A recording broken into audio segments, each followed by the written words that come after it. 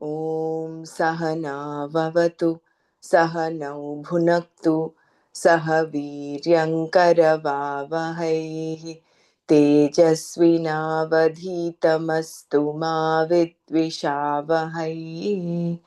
Om Shanti Shanti Shanti. Narayanam Namaskritya Naram Chaiva Narottamam Devim Saraswatim Vyasam Tato Jayamudirayet.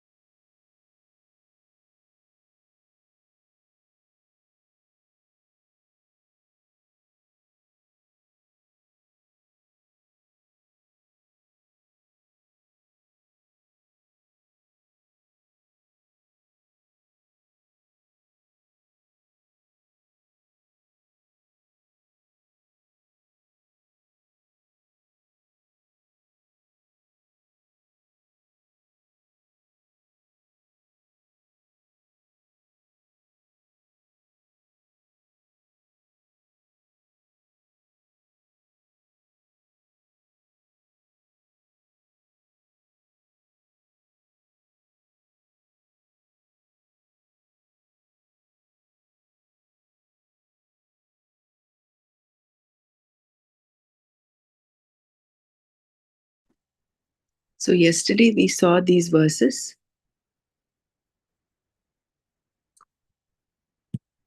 We'll do a quick recap of that before going forward. Yes, sarvatranabhisneha tat prapya shubhashubham nabhinandati nadveshti tasya prajna pratishtita. For the one who is unattached in all situations, who does neither rejoices on gaining the pleasant and nor hates the unpleasant, his knowledge is well established. The Muni discussed in the last verse is the person referred to here. A Muni is a Jnani, one who has the capacity for vichara and therefore knowledge. Such a person is said to be unattached to anything. Sarvatra anabhisneha. Sneha means affection or love. The literal meaning of this word in Sanskrit is anything viscous, like oil or glue. If you touch it, it sticks to you. Thus, anything sticky is called sneha. Affection is considered to be sneha because the person for whom you have affection sticks to you. Even if the person is away from you, he or she is always with you in your thoughts. Because there is sharing involved, the other person's joys and sorrows become your joys and sorrows. You are deeply affected by the person, and therefore there is sneha, affection, between the two of you. Affection need not be a problem. However, attachment, abhisneha, is definitely a nuisance. When a mother has affection for her child, there is no problem because the child needs the affection to grow in order to grow well, to be fondled, talked to, listened to, and cared for, all of which is sneha, is very important for the child's growth. But what usually happens is that affection becomes attachment, and attachment means there is a strangulation of some kind. Instead of being an object of your affection, the person becomes an object to be possessed and controlled.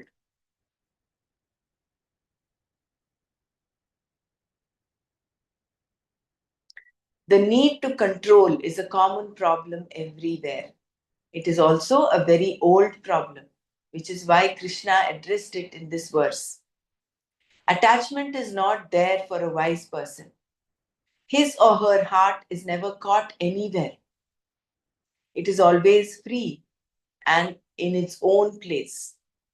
In fact, most of us have empty hearts because that which is our heart has been distributed in little bits to various places. A little bit in the furniture, another bit in the carpet, and still other bits in your bank balance, and a variety of other things. All that is left is a ticking heart. Everything else has been liberally distributed around and about.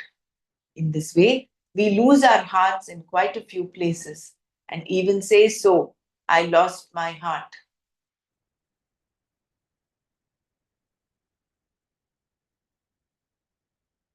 So, sneha versus abhisneha,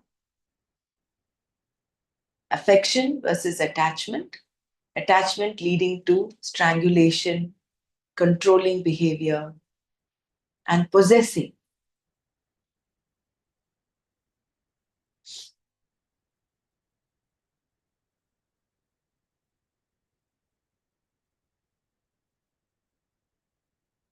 Your mind is always where your heart is.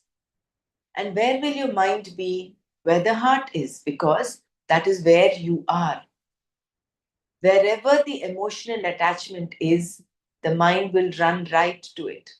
Thus, the heart being in 100 different places, the mind attempting to keep pace with it necessarily goes to the same 100 places and, in fact, finds it quite difficult to cope with all the travel.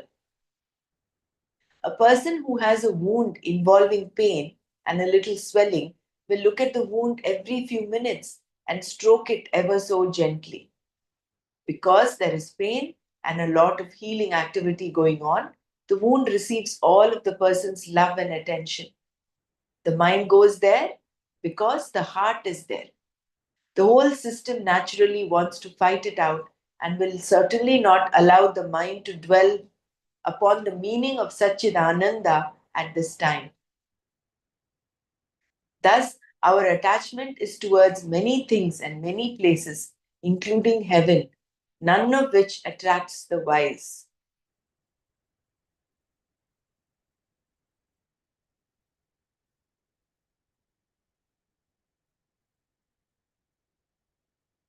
Any description of heaven that you can think of, no matter how seemingly perfect, will not interest a wise person. He or she is one who is not caught up anywhere, whose heart is with him or her and never gets lost. Such a person may have love, friendship, affection, and care, but nothing more. This is why the prefix abhi is added to the word sneha.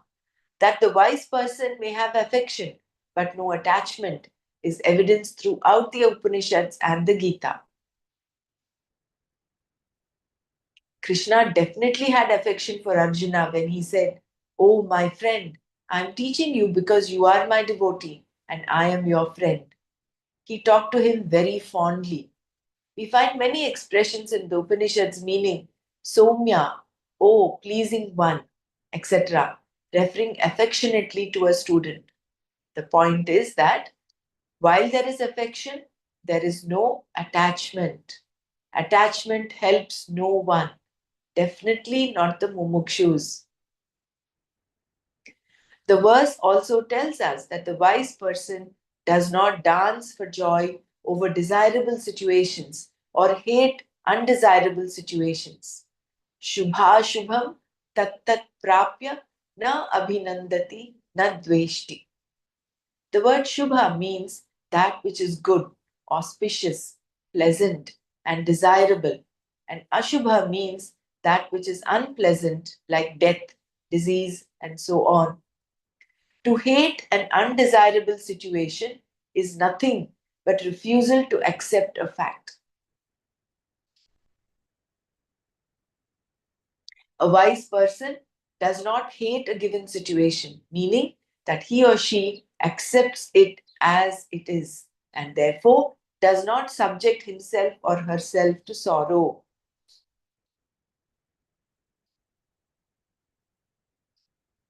So, to hate an undesirable situation is nothing but refusal to accept it as it is. So, a wise person does not hate any given situation. That is, he accepts the situation. In the face of both the pleasant and unpleasant, the auspicious and inauspicious, the wise person is the same, samaha. For a yogi, it is a matter of attitude, born of a certain understanding, whereas for a jnani, it is a natural, spontaneous expression. This is the only difference. So, till it becomes our own, all sadhaks will have to adopt this attitude, cultivate this, and nurture this attitude of samaha, of being same, of accepting undesirable situations, as well as both auspicious, inauspicious, pleasurable, unpleasurable,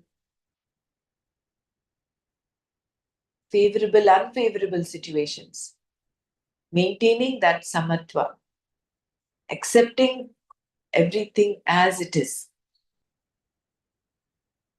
For a jnani, it is a very natural thing, spontaneous, whereas for a yogi, it is an attitude. In his commentary on this verse, Shankara confirms that the one who remains the same in the face of both pleasant and unpleasant situations is well established in knowledge. This is because the person is free from the swings of joy and sorrow, elation and depression. There are no stock market highs and lows because the person's knowledge is born of Atma Anatma Viveka, discrimination between the real and the unreal.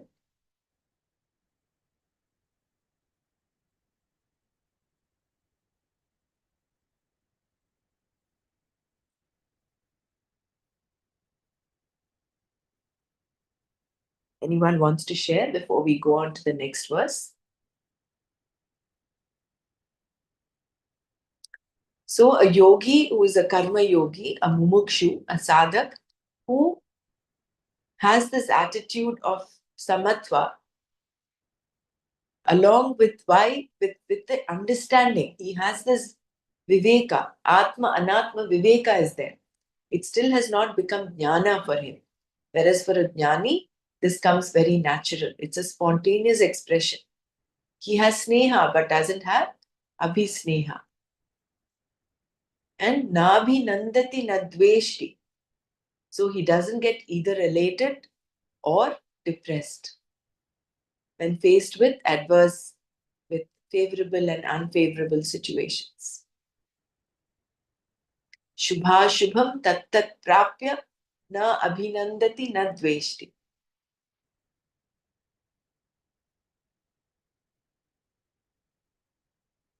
So, affection versus attachment. Attachment leads one to be possessive, to be controlling. And the attachment splits the heart. It doesn't make the heart, the heart is not centered in the person. The heart becomes distributed into different things. It could be furniture, it could be the car, it could be bank balance, it could be people around. And wherever the heart goes, the mind goes. Everything is mine. That kind of attachment, right? Like Yeah. everything is like, And then when if everything goes there, so where yeah, is the time for the mind to dwell on Satchidananda? no, No because time. you're all everything you're an externally, you know, So we dwelling on it. So there isn't anything you're not thinking about at all that which are, um, it was funny today, I was, I usually try to volunteer, but finally I get to go to the temple today. And today I was thinking it was Ekadashi, so I should fast. But then I thought I should have coffee before in the morning. Then there is no milk in the refrigerator, so I said, okay, let me try. And the way, there is some temptation. Oh, I want to get coffee. Maybe stop by like Starbucks or something to get it. But then again, I was thinking about that how your senses wants it, or your Atma wants it like that. When you think like that, it really makes a big difference. You revel in that thought, like just to even trying to feel your body and mind and what is making you to think that way. And then I said, kept driving, okay, I just go to the temple and then we'll see what happens. And I kept thinking, just give me the strength to resist this thought. Don't want to have cough. Like that, even just a simple one thing like that, it takes so much of controlling, that means we I have to really have to go through every thought like that. Mm, that the Tiksha point of, like endure this Dvandva part of it, all that. But anyway, here, this is totally different, like in terms of Oh, attachment. what you shared is very beautiful, Dr. Mara, because that is Right, what that understanding is. right, It's an exactly. attitude. Mhm. And then this attachment again, that it also that binding desire, right? Like you are kind of have this, you're so used to be having that cup of coffee in the morning, like it's a habit. Again, how is it attached to your mind? I mean, I was really amazed, how if you really think quietly about it, then you are able to understand having this kind of basic knowledge that we how we have to separate it out, like. And then to to develop that uh, vairagya, so that takes lot of energy, like to really stay there, that steady mind, trying to understand what the steady mind means and vairagya means and all that, so today it was really that part of that experience was good. In the same way, this attachment and affection, like especially when it comes to your own children, husband or family, you're so attached to it, not so much in terms of materials. I mean, it used to be, but then now it's not as much. You can get rid of all the unwanted things. If you don't want, okay, give it away or get rid of it. But then there is still that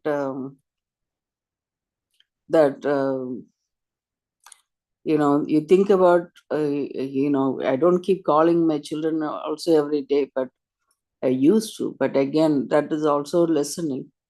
But still, that attachment meaning, I wasn't sure that's an attachment or that your affection. Like now we can make the difference, between the affection, like you are telling your kid, okay, this is probably the best thing to do for you, and then you stop it there, rather than they have to do it,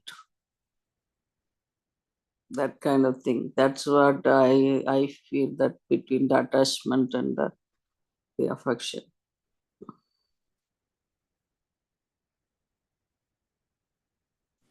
Affection is love, Yeah, I mean, love meaning you still care about them and you take Yeah. That kind of Love has thing. a different meaning. That's Right. But what I'm attachment saying, is uh, really involved in it emotionally. yeah, emotionally involved in the sense, like, say, for example, you tell your child, okay, he's grown up and everything, he has his own family. But it's all, as a mother, the child the son is always, you see them as a child only. It doesn't mean like, uh, can you take care of, even taking oil bath, here nobody wants to do that.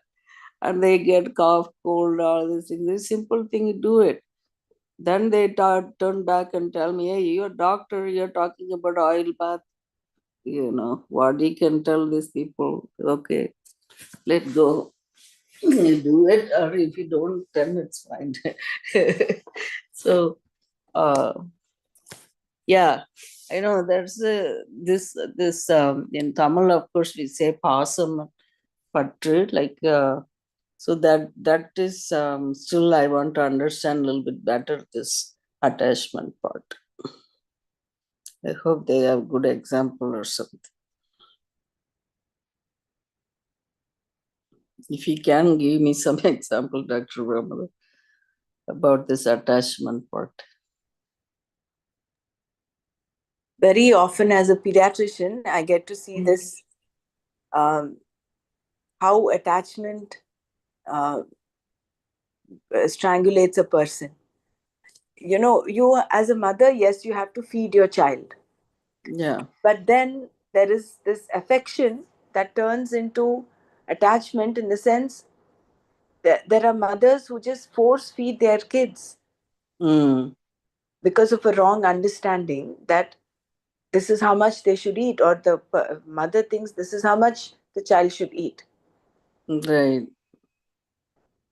So, which actually becomes a punishment for the child. Mm, The mother's wanting to control, because of that attachment, that uh, and that wrong understanding, that this is how much this child should eat. mm, Because the mother's heart is not in her heart centered there, it is in mm, the food that the child will eat, the amount of food the child has to eat. So if the child eats that food, the mother feels happy. mm. So it is dependent upon that. So her heart, her affection has converted to attachment, and that attachment has distributed her heart into the food that the child eats. Okay, So okay. the mother feels distraught, the mother feels very upset if the Mm, child does not eat, yeah. and ends up force feeding the child and causing herself pain and the child pain. True. So Yeah, we get that. anywhere, I mean, if we just step back and see any place where we are trying to control a situation rather than accept it, Mm. They any get very place, anxious, and yeah, the child is not eating, and they get worried and all that, and then yeah. get turns into anger, frustration, everything else comes on. Uh, So, but so, this does not mean you will yeah, not do your part as a parent. right, You will of right. course feed, and you notice the child is not eating as well. Then go take the child for a checkup, see, find out whether there's something wrong. There's nothing wrong, then continue status quo.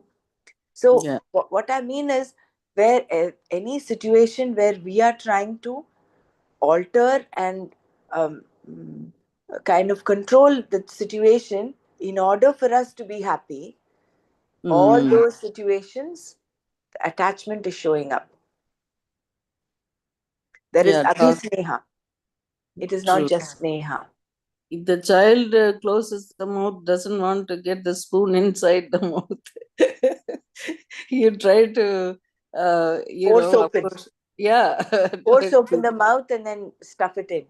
terminate, or try to distract the child, and then and they open the mouth, give them a feeding, like that. Um, so I don't know. I mean, I know that's one of those problem that we have to understand and remove that part of it. When they're hungry, they'll eat. Otherwise, you have to watch it. That's a good lesson, Dr. Brahma. Now I'm taking care of my grandson. That's another issue that I had to face with.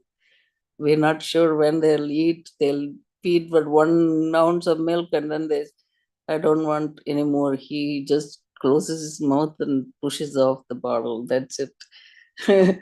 So I said, okay, we'll wait for a couple of hours. Sometimes trying to see he would drink it. He takes like 2-3 hours to finish that milk. Anyway, Yeah.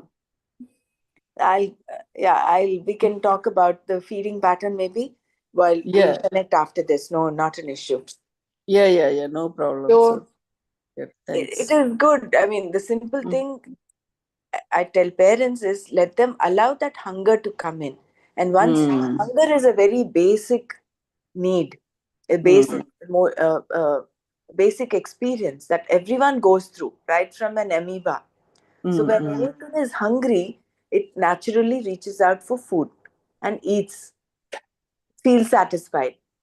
So, True. but so you must allow the child to experience this hunger and then enjoy and feel satisfied that yes, I've appeased the hunger.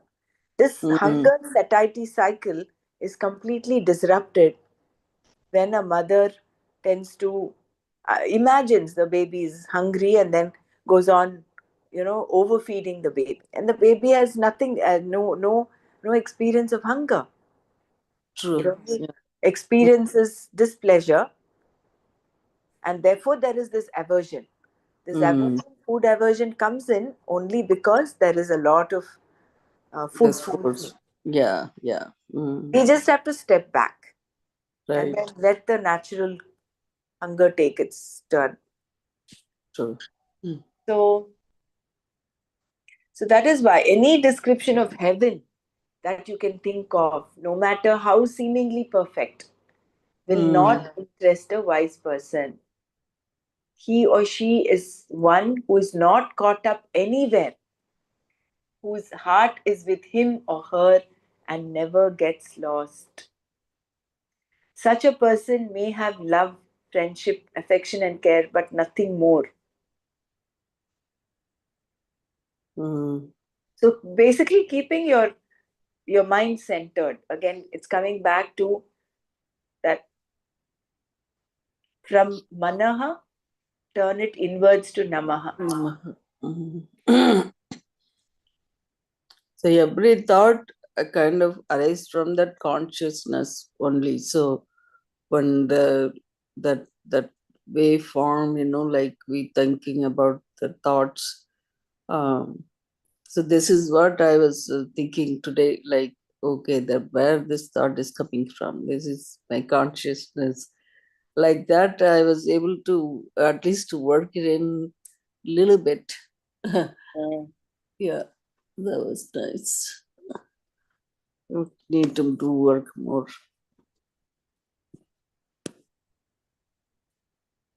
So this again, every sloka here talks about Advaita, mostly reveling in the Atma and Atma Viveka and Satchitananda and all that. Yeah, because we're talking about the Mm. Krishna is explaining to Arjuna about the Sthita Prajna. Mm. Sthita, Sadhanas to be how to be the Chitta ah. Prajna. Okay. Mm. So he's describing the Siddhas Lakshanas, which become the Sadhak's sadhana. Mm. Siddhasya Lakshanani Sadhakasya Sadhanani. That is why for a yogi it is only an attitude born out of understanding, whereas for a jnani it is a natural, spontaneous expression. Pressure. Whether it's a pleasant or unpleasant situation, he remains the same. Like his mind is not that sanchala, right? Like disturbed. Yeah. So Any, whereas our mind gets all like yeah. whether do this, that, do that, like we keep thinking all that options. But here they don't, because they know the Atma is not affected. So they don't let the other things bother them. So their They are mind is not affected in that sense. correct. They are established in that knowledge. Right. Jnana Nishta is there. Whereas for a yogi, like you explained your situation with respect to coffee, Mm. it was out of a thing of understanding that you had got your mind back to saying, okay, let me go through this. It's only the senses. So that Mm. little vichara was happening in your mind. So that Right. understanding was there, and therefore you were able to go through that. Yeah, definitely. It kind of helped me to think that way. We are just trying to feed our senses, and that was like really after learning all these years, and recently we are learning more like in depth. So it kind of at least it getting in our mind, trying Mm. to, yeah, identifying stuff. Krishna described the same person further in the next verse. Yada samharate chayam kurmonganiva sarvashah indriyanindriyartebhyah tasya prajna pratisthita indriyanindriyartebhyah tasya prajna pratisthita. Yada when, cha and, ayam this person, kurmaha turtle, angani limbs, iva like, indriyarthebhyaha from sense objects, indriyani sense organs, sarvashaha completely, samharate is able to withdraw, tasya his, prajna knowledge, pratishtita is steady. Yada cha ayam kurmaha angani iva indriyarthebhyah indriyani sarvashah samharate tasya prajna pratishtita. And when, like the turtle that withdraws its limbs, this person is able to completely withdraw the sense organs from their objects, his knowledge is steady. This verse was also in response to Arjuna's question about how a Sthita Prajna interacts with the world. The word cha connecting it to the previous verse. The wise person's capacity to manage his or her mind and senses is what is now being discussed. A person may have jnana, but for that knowledge to be steady, he or she must be able to withdraw the sense organs from the sense pursuits at will.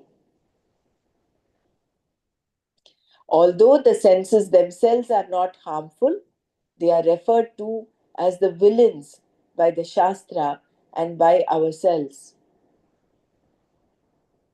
For example, we make such statements as I'm okay, but my sense organs take me for a ride. My eyes alone take me to New York's 42nd Street. My ears also take me places. My sense organs are turbulent. They are the ones doing all the mischief. I am in their hands, the victim of my sense organs.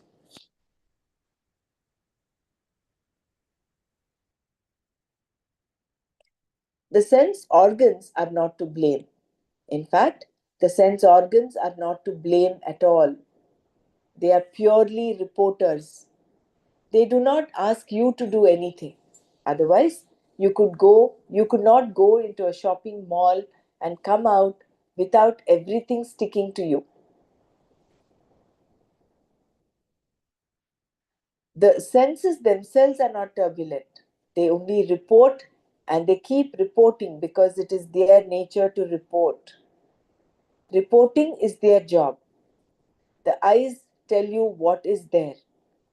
If it is a sentence, they help you read it. If it is a color, the eyes help you see it. It is not the sense of smell that tells you that this is sweet and so on. It only reports the smell. You are the one who decides whether it is sweet or not. Otherwise, Who would like blue cheese? If the senses had sweetness, they would never develop a liking for a strong smelling cheese called blue cheese. It is you who develop a liking for it, not the senses. They only report the smell. And when they report the smell of blue cheese to some people, those people run. The senses are not responsible for your going for the blue cheese. Your mind is the cause. Thus, the senses themselves are not to blame.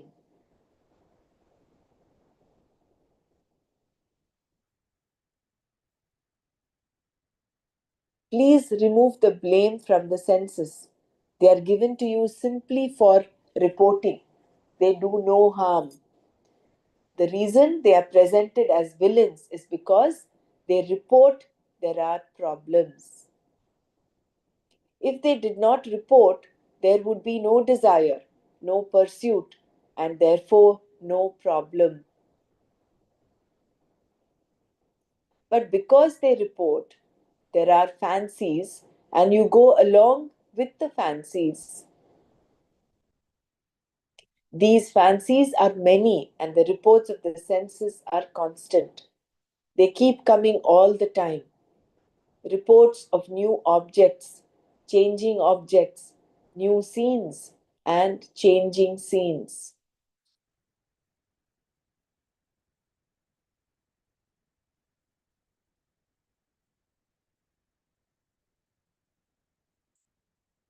Because the senses are a means of knowledge, a pramana, it is their job to report what is happening.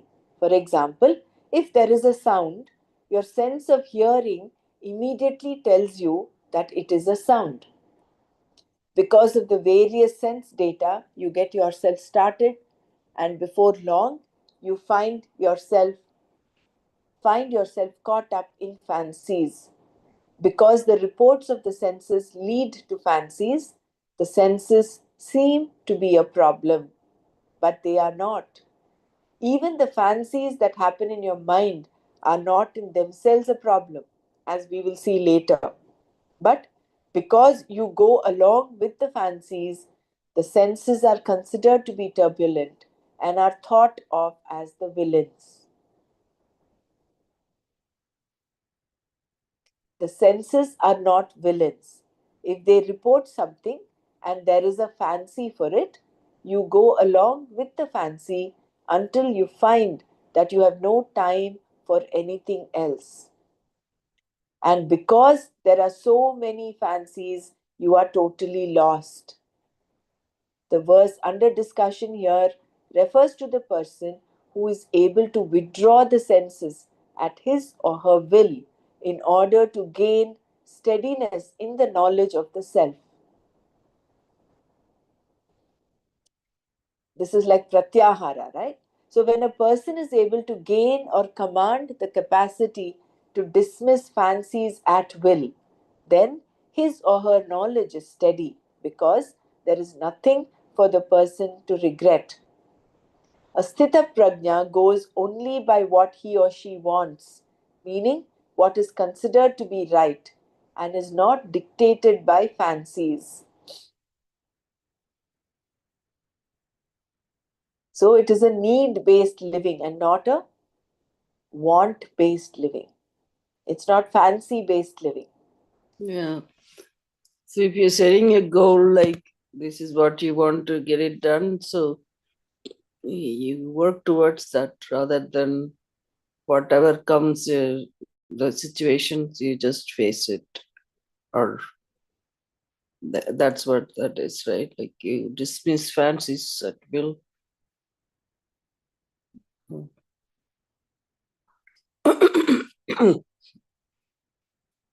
Not dictated by fancies. What do you mean by the fancies here? Is it like a situation, or you are like um, having more desires? Fancies are like your cravings.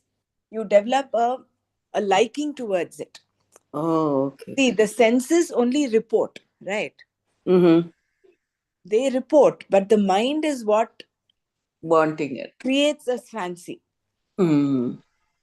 One second. Oh, I see. The liking for it. Mm. And this advertisement industry is really adds fuel to fire.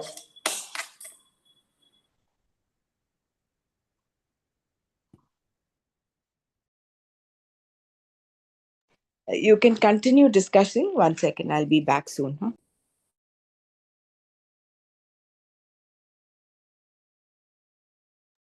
People, Sorry, what were you saying, Malatiji? actually, people, they get swayed by all these advertisements. Oh, They, yeah, yeah. they project as if it's so cool to drive certain cars, all such things. Mm-hmm. So that True. they just identify themselves. Oh, if I drive this car, how cool I will look. So that induces them to go and buy. These are all. That's how Mm. advertising industry thrive on people's psychology.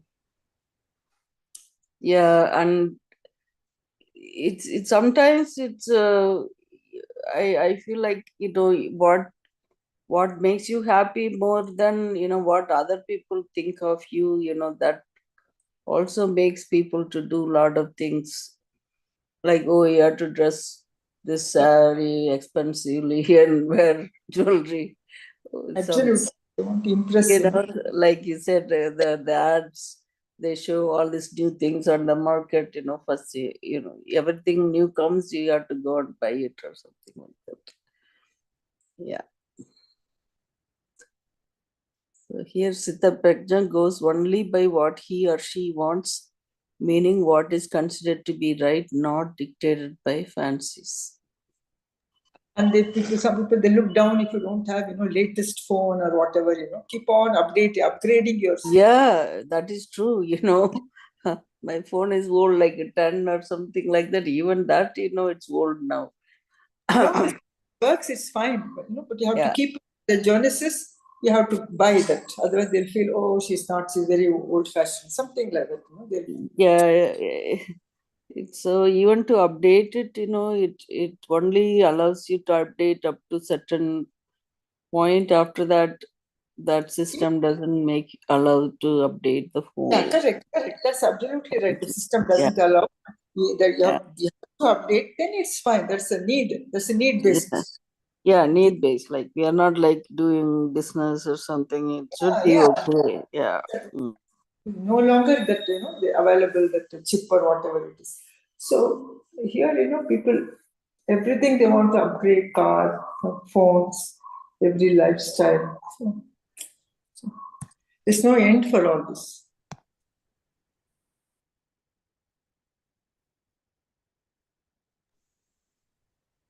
So See, obviously, and yeah. even habits form like that. No, see,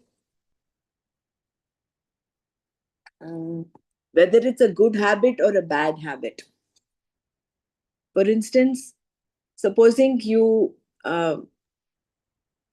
what comes to my mind is these serials that come on TV.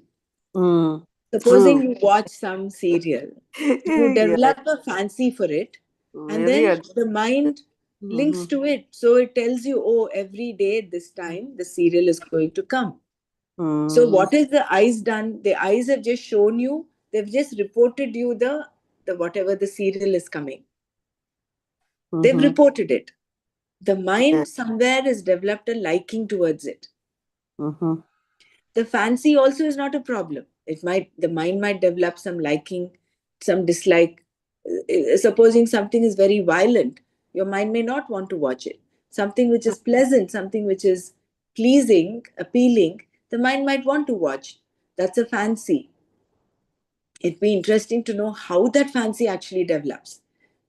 That would be a big discussion in itself, probably. But then, now understand, this fancy has come. So the fancy is there. Want to see, that develops a craving.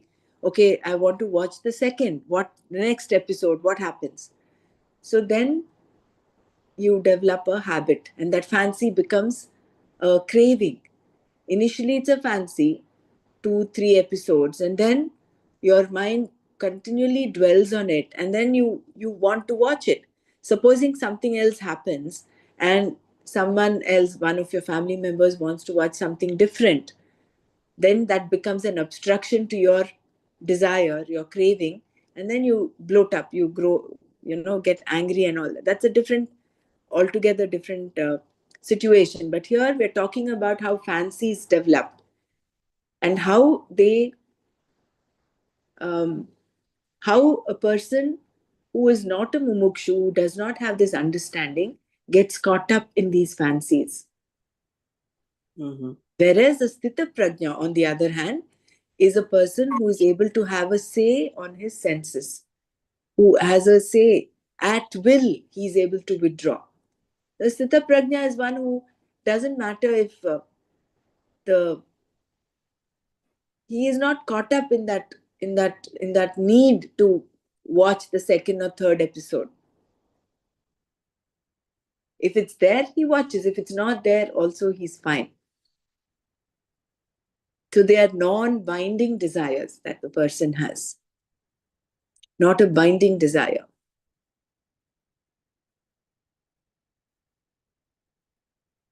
See, when a person is able to gain or command the capacity to dismiss fancies at will, then his or her knowledge is steady, because there is nothing for the person to regret.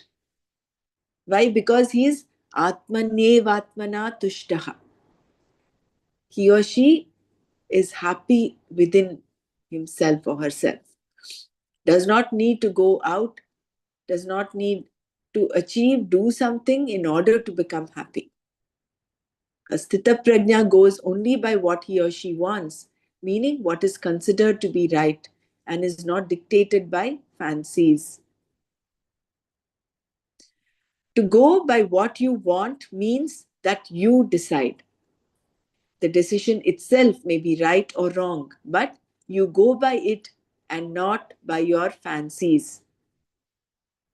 The one who does not go by fancies, who is able at will to withdraw one's sense organs, is not in the hands of the senses. Sense pursuits do not happen for such a person without his or her signature and sanction.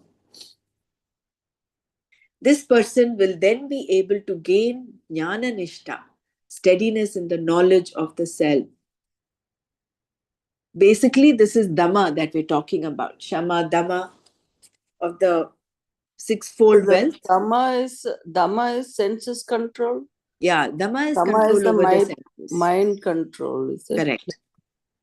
So the mind is the seat of all the problems. Then the sense organs.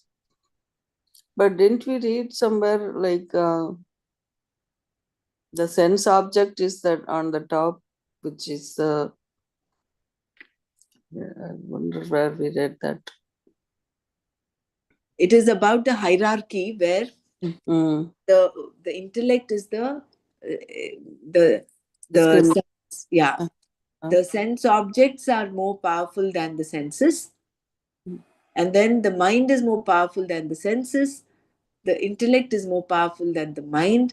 And then the self is the most, I don't know whether it's the term powerful, but is above, is superior to. Superior. Okay. This comes, I think, in the third chapter, maybe. Yeah, somewhere we read that you said that hierarchy, like one is more powerful, like that we read. Wow, that's nice to know. There's, So yeah. this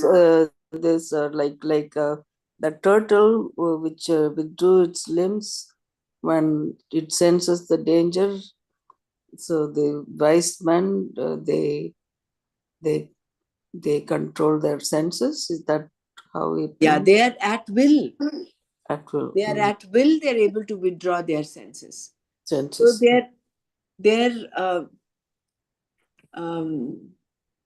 their happiness lies within them. No one, the external situation does not control their happiness. Their state of mind is steady because they're in a state of total acceptance.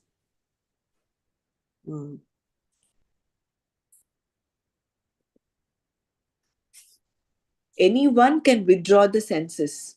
We must remember here that the person under discussion is the Sthita Prajna, one whose knowledge is firm and remains. Otherwise, anyone who is together could be taken as jnani, which is not true.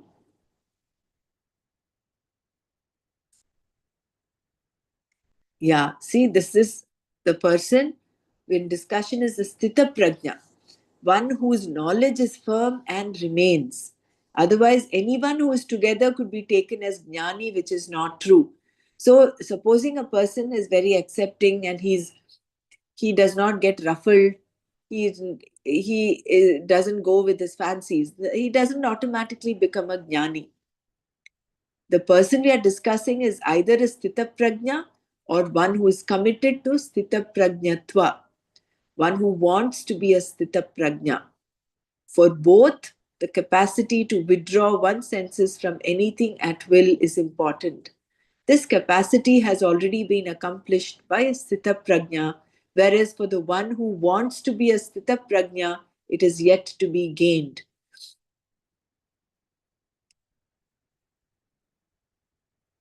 So it's not just this attitude, but it is where a person's knowledge, one is established in knowledge, he is a Sthita Prajna.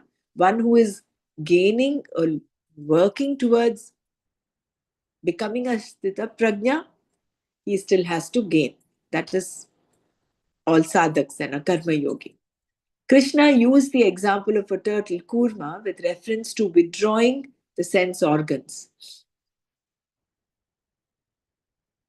A turtle is able to withdraw its limbs at will and then send them out again. Because the turtle cannot move quickly, it is given a certain protection. It has the extraordinary capacity to withdraw its neck, legs, and tail in under its thick shell whenever it apprehends danger. The thickness of the shell prevents the detection of any scent of a living being underneath. This is Bhagavan's gift to the turtle and is also an indication of Bhagavan's sense of humor and justice. If he had given every living being 4 good legs, it would have meant that he had run out of imagination. Instead, Bhagavan is showing you that there is yet another way. Without big legs or fast movements, the turtle too can also survive by withdrawing its limbs into itself, into its shell. How so beautiful. So it's sense of humor and justice. Justice because the turtle cannot move fast, so it had to get some justice for its to improve its survival. It's given this thick shell. And the survival is like turtle has how many years of living? Like 300, 400? Pretty long, yeah. It's got a long lifespan. So he's the like those being so in that state. If you see a turtle, but he's the best survivor in the planet. Correct. You can see. Yeah. Similar to the turtle, a human being is not helpless in the hands of the senses because the person also has a thick shell into which he or she can withdraw. In fact, for some people, their shell is so thick that nothing enters. If the mind is taken away by fancies, what can the senses do? But you can see 100 different things without wanting any of them. You simply see them in the same way as you see nature's autumn colors. What do you want out of them? Nothing. You just enjoy them from a distance, appreciating them as they are.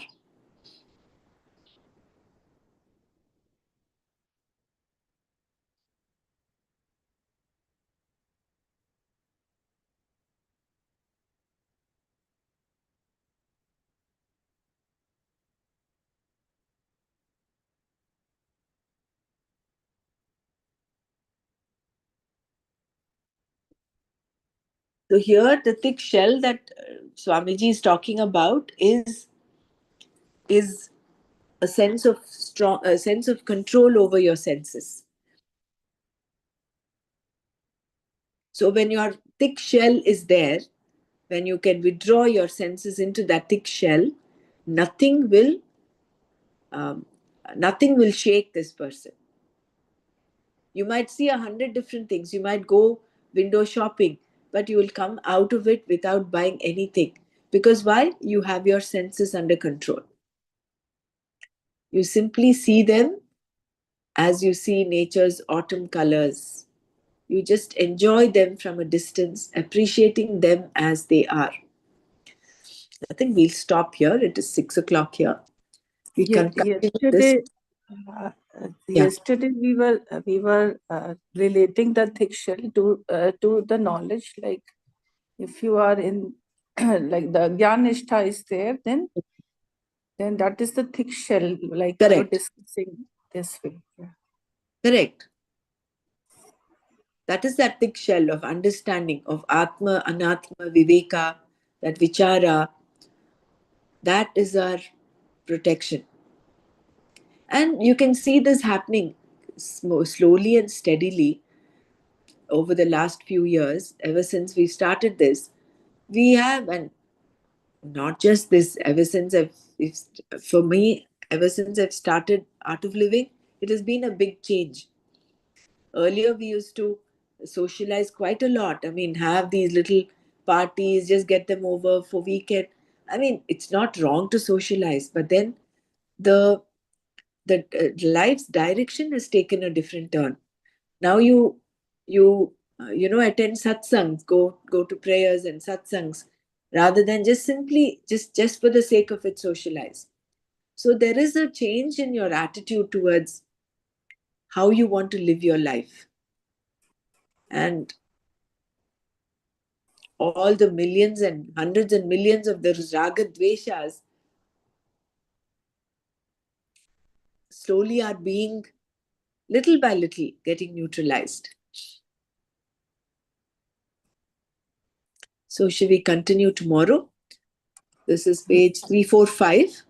I'm happy to do tomorrow if I wasn't sure, like, Dr. Savita said she'll do on Saturday, or were you able to? If not, I can do it. Or yeah. Today is Saturday, no? Today Dr. Brahma Oh, has for done you it because Saturday. Sorry. Yeah. yeah. Okay. For me, any day is like I'm free in the morning, but it's only that if I get a message at night, then I'll be prepared. Now, in the I don't put. Seva, Dr. Brahman, are you making the schedule for every week separately, or are we going to go on a steady schedule? we can talk. Yeah, either way is fine. I'm happy doing that. But sometimes there is Something comes up. something coming up. No? Actually, So Dr. Brahma's schedule it changes, so we can plan it weekly. Also, no issues. Like yeah, whenever Yeah, she's stuck. whenever you need it, that's fine, Dr. Brahman. I wasn't sure because, anyway, I so saw it, but today if I you're was. Dr. Mara, if you're able to do tomorrow, please go ahead. Yeah. If you're not able to, I'm happy to do it. So let me know. You can message in that group. Usually Saturday that would be my turn to do it anyway. Yours will be Sunday morning, so I did say that Saturday and Sunday. Okay.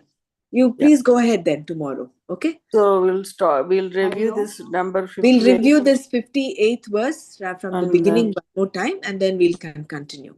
Okay. Okay. Yeah, Hariom, can we just do one thing? Everyone who is doing, can we just put it on our group that, okay, tomorrow I'll be doing, so that it becomes very clear. I'm really sorry for that additional thing, but instead of confusion, like the one who is going to do the next day, she can put it on that, okay, tomorrow. Just now it is for tomorrow, it is confirmed of tomorrow, but Yeah. for the rest of the week, I Yeah, request. I think we can open up that whatever Dr. Brahmara has every week is when the Sunday starts, we can put in the names. That way it'd be easier.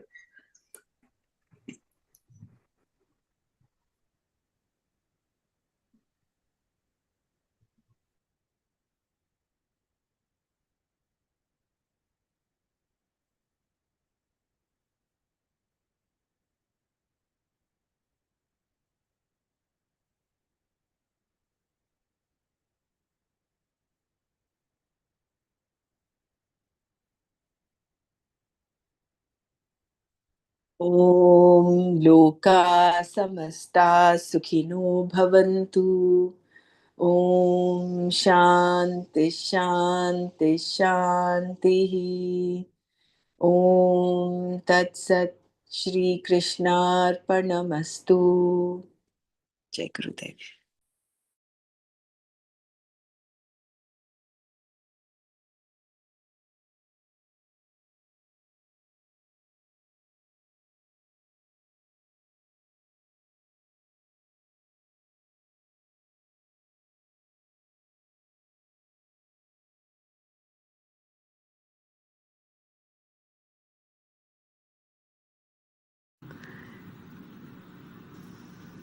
is accepting this moment, living every meditation,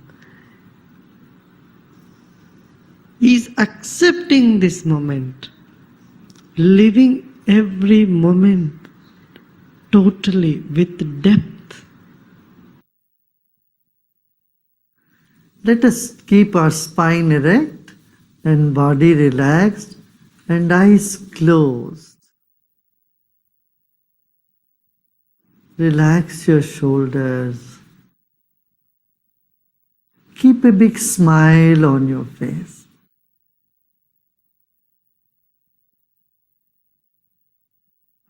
You're sitting like the statue of Buddha, very serene and with a serene smile on your face. Relax your body.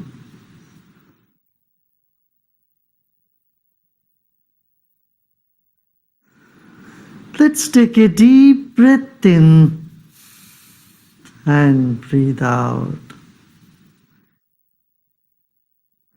Become aware of your chest region, throat and chest region. If you notice some tension in the body, just let it be. Accept those parts of the body where you feel a tension. The other parts are in comfort. Other parts are at peace. Become aware of that also.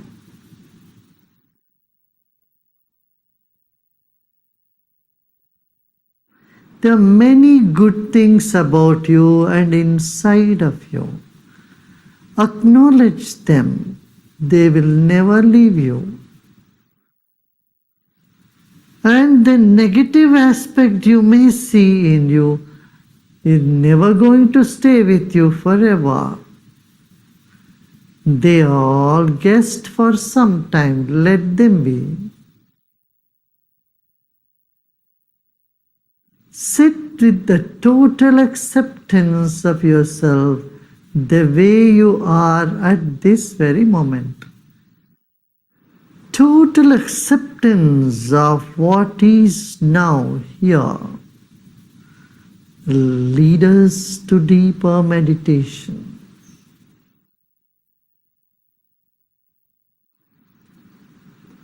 Let go of all the effort.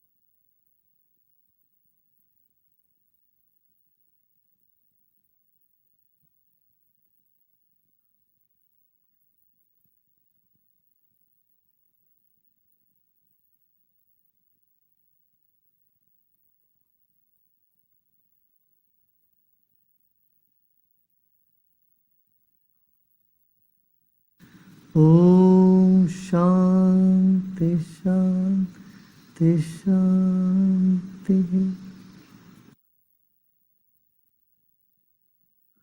Let go of all your effort and be in this emptiness.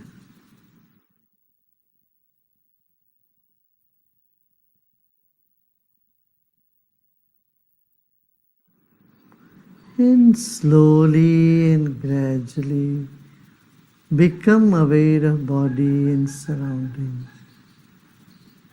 And you may gently open your eyes.